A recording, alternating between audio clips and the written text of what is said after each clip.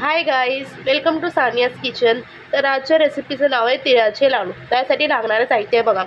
त्यासाठी लागणार आहे पाव किलो तीळ, पॉलिश तीळ, पाव किलो चिकी गूळ, हे आहे 100 ग्राम खोबरं, हे आहे 100 ग्राम शेंगदाणे, हे आहे 2 चमचे तूप आणि हे 2 चमचे वेलची पावडर.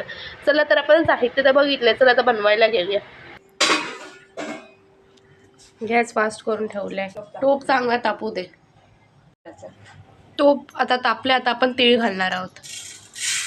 तीळ घालायचं, चांगलं ढवळायचं आणि गॅस स्लो करायचा. हे बघा, गॅस थोडा मीडियम केलाय. तीळमध्ये आता फटफट फटफट आवाज आता समजायचं तीळ आपले भाजले गेले. हे बघा, तीळ आता थोडे लाल होत चालले. हां, लाल होत चालले हळूहळू. गॅस स्लोच ठेवा, एकदम असं बारीक.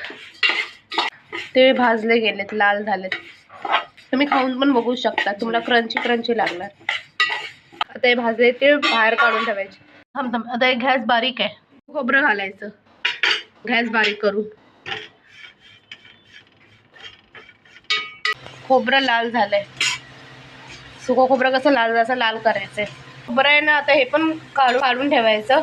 पण हा सगळं सेपरेट असलं पाहिजे, एकत्र काही नको आहे. मी सुकं खोबरं एका प्लेटमध्ये घातलंय, काढून ठेवलंय सेपरेट करून. फास्ट केल्याच्या गॅस फास्ट केलं. आता घालायचं शेंगदाणे, चांगलं त्याला परतायचं. आता गॅस बारीक करा. एकदम तापलंय, तूप एकदम तापलंय. शेंगदाणे लगेच भाजले जातात, मग गॅस स्लो करायचा. जेव्हा तुम्ही शेंगदाणे घालाल तेव्हा जास्त लाल नाही भाजायचे, मीडियम करायचं आणि करपवायचं नाही. काळं काळं नाही होऊ द्यायचं आपल्याला. शेंगदाणे भाजलेत चांगले. शेंगदाणे आपले भाजून झालेत. आता आपण हे एका प्लेटमध्ये काढून टाकू. हे बघा, सुकं खोबरं आपलं एकदम लाल झालं. तर त्याला कुस्करायचं हाताने. हे बघा कसं बारीक झालंय. आता आपण शेंगदाण्याची अशी सालं काढायची.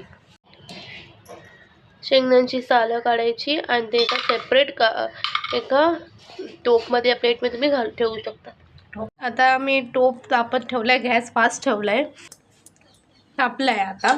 मग आता गॅस स्लो करायचं आणि 2 चमचे तूप घालायचे. हे बघा, गूळ घालायचं. चांगलं त्याला ढवळायचं. गूळ मेल्ट व्हायला पाहिजे.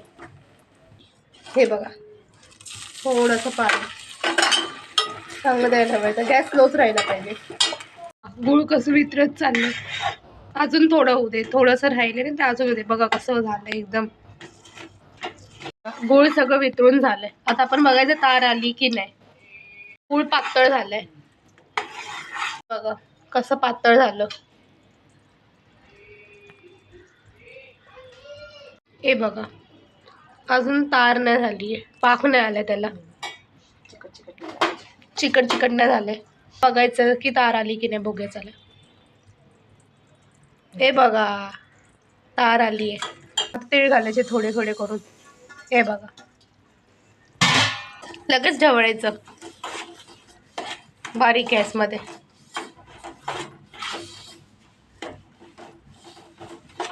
खोबरं घालायचं.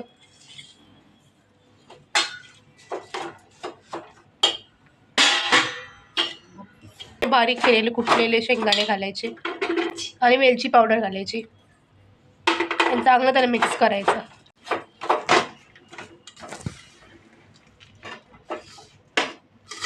शेंगदाणे, वेलची, तीळ सगळं किती मिक्स झालंय. गूळ. मग आता आपण गॅस बंद करायचा. हे बघा, हे थोडं थोडं करून टाकत घालायचं. हाताला असं तूप असं, हाताला असं तूप लावायचं.